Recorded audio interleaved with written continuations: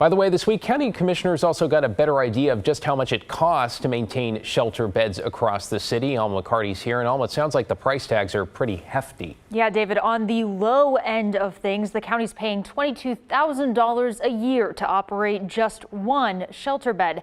That's more than the average yearly rent for a one-bedroom apartment in Portland, which would come up to around $19,000 a year.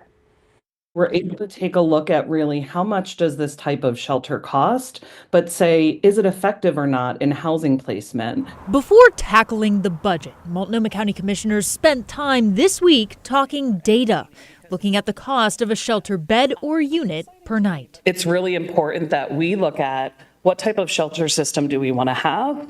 I don't believe that the type of housing support one should get should depend on which shelter they happen to enter. Commissioner Shannon Singleton called for the assessment to see how the cost of shelter connects to the outcomes. Although the least expensive option, at an average of $60 per bed a night or nearly $22,000 a year, was congregate shelter, according to the report, it also showed the lowest rates of positive outcomes. We know we only have about 23% housing placement outcomes.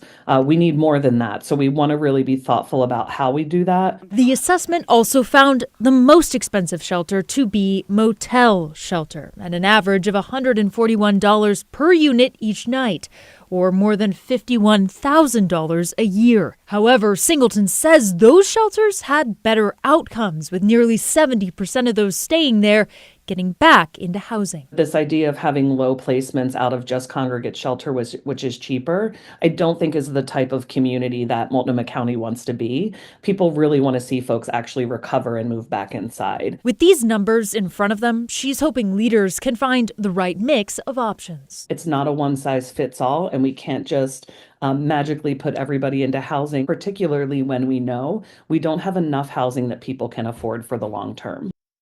Yeah, also important to keep in mind when we are talking about costs, whether tiny homes, motel rooms, or congregate shelters, it's not just the bed, but the services, with providers working to connect folks with additional supports and, in some cases, a path forward. David? Yeah, still a bit of a reality check with those numbers. Thanks, Alma.